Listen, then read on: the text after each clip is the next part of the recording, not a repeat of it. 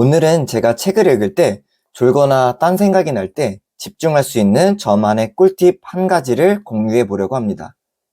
많은 분들이 저는 마음먹고 책을 펴면 책상에 앉은 지 5분 만에 졸아요. 이런 이야기를 많이 해주세요. 사실 저도 똑같았습니다. 대학생 때는 이게 기면증이 아닌가 싶을 정도로 책에 침을 흘리며 졸았습니다. 이럴 때면 책을 읽고 나서 자책을 심하게 하더라고요. 나는 책에 알레르기가 있나 보다 하면서요. 그리고 또 많은 분들이 이런 고민도 말씀하세요. 분명히 책을 1시간 읽었는데 막상 아무것도 머리에 남는 게 없어요. 네, 이런 맥 빠지는 상황을 한마디로 뭐라고 할까요? 밑 빠진 독에 물 붓기라고 합니다. 저 또한 이런 고민들이 있었는데요. 저도 한 번은 회사 지인이 저에게 인생책이 뭐냐고 물어봤어요. 제가 뭐라고 대답을 했을 것 같아요? 네, 저는 그냥 간단하게 책 제목만 말하고 황급히 이야기 주제를 바꿨습니다. 근데 그랬던 제가 지금은 하루라도 책을 안 읽으면 찜찜한 느낌이 들 정도로 매일매일 책을 읽고 있습니다. 그 결과 많은 북튜버 분들에 비하면 3발의 피지만 3년 동안 총 200권의 책을 읽었습니다. 그래서 오늘은 저의 독서 인생을 완전히 바꿔준 독서법 한 가지를 소개해 보겠습니다. 바로 이 포스트잇인데요. 문방구에 가면 2,000원 정도의 다발로 묶여있는 포스트잇이 제 독서 인생을 완전히 바꿔버렸습니다. 어떻게 바꿀 수 있었는지 오늘 다 소개해 드리도록 하겠습니다. 그래서 오늘 말씀드릴 건 2가지인데요. 하나는 포스트잇 쓰면은 생기는 효과, 그리고 책을 잊지 않고 기록하는 방법 한 가지를 말씀드리도록 하겠습니다. 이 영상을 끝까지 보고 나시면 독서 집중력이 전과는 확연히 달라질 거라 확신합니다. 네, 제가 3년 동안 포스트잇을 쓰면서 느낀 효과는 크게 3가지입니다. 첫 번째는 시작하기가 쉬워집니다. 우리가 이 책 한 권을 전부 다 읽어야 한다 생각하면 사실 읽기 전부터 너무 괴롭잖아요. 근데 이렇게 포스트잇을 옆에 두고 하나씩 붙이면서 읽다 보면은 시각적인 효과가 즉각 나타납니다. 이렇게. 네. 다 읽고 나면 이런 식으로 뿌듯한 마음이 들기도 하죠. 그래서 내가 독서 좀 열심히 하고 있구나 라는 생각이 들게 만들어줍니다. 네, 2번째입니다. 운전석에서 직접 운전하게 됩니다. 이게 무슨 소리냐고요? 우리가 차를 타고 어디를 갈 때 이상하게도 조수석에만 타면 그렇게 졸릴 때가 많습니다. 왜 그럴까요? 네, 이유는 간단합니다. 조수석에 타면은 브레이크도 밟지 않고 어디를 가는지도 확인을 잘 안 합니다. 내가 운전을 안 한다는 느낌을 받기 때문이죠. 근데 책도 똑같습니다. 책을 읽으면서 이렇게 아무 흔적을 남기지 않다 보면은 내가 지금 어떤 문장이 마음에 드는지, 그리고 지금 어디 부분을 읽고 있는지 확인을 못합니다. 이렇게 읽으면 내 마음이 곧장 다른 곳으로 향하게 됩니다. 어제 봤던 축구 경기, 뭐 잘했네, 못했네, 또는 오늘 해야 하는 일, 갑자기 머릿속으로 파바박 하나, 2개, 3개가 막 떠오르기도 하죠. 제가 좋아하는 책에서 이런 말이 나옵니다. 지금 읽고 있는 이 페이지에 마음이 있어야 합니다. 네, 본능 독서라는 책에 나오는 문장인데요.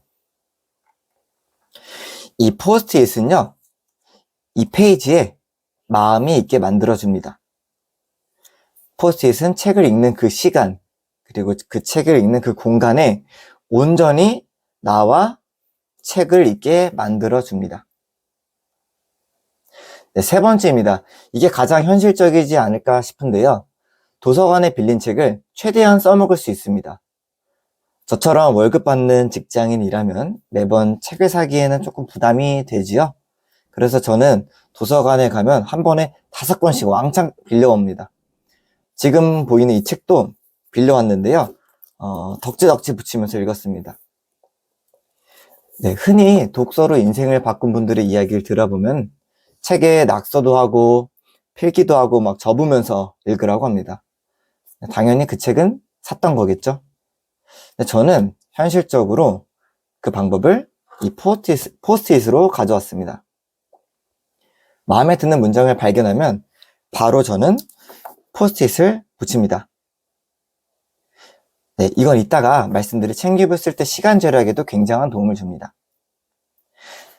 그리고 포스트잇을 붙이는 저만의 꿀팁 한 가지를 말씀드리자면 저는 책에 가로와 세로에 각각 붙입니다. 방법이 다 다른데요. 먼저 가로입니다. 가로는 이렇게 마음에 드는 문장을 발견하면 그 즉시 문장 바로 위에다가 붙입니다. 예를 들어서 콘텐츠의 감성을 담는 목적 중 하나는 바로 신뢰 구축이다. 콘텐츠로 소소한 즐거움을 추구하는 것을 넘어 새로운 기회를 창출하고 확장해 나가려면 무엇보다 신뢰가 필요하다. 제가 마음에 드는 문장을 이렇게 표시를 하게 됩니다. 그리고 떠오르는 키워드나 인사이트가 있으면 작게 적어 놓습니다. 네, 이런 식으로요. 이런 식으로 내 이야기를 해야 하는 이유 또는 책을 읽고 가치를 전달하고 이게 책 읽는 나로 살고 싶다. 저만의 이제 생각을 이렇게 적어 놓은 부분이고요. 이번에는 세로입니다. 세로는 책 한 페이지 모두 마음에 들 때가 있어요. 와, 이건 진짜 나에게 너무 도움이 되는 한 장이다 하면 포스트잇을 너무 많이 붙이게 돼요. 그럼 낭비가 되겠죠? 그럴 때는 세로에 포스트잇을 한 장 딱 붙여 놓습니다. 그리고 책을 읽고 리뷰를 쓸 때 여기에 내가 왜 붙였는지 읽으면서 다시 한번 떠오르게 됩니다. 네, 제 독서 인생을 바꿔준 이 포스트잇 활용 방법이었는데요. 근데 여기까지 말씀드리면 이런 생각이 들 수도 있습니다. 그래서 포스트잇을 붙이면 끝인가요?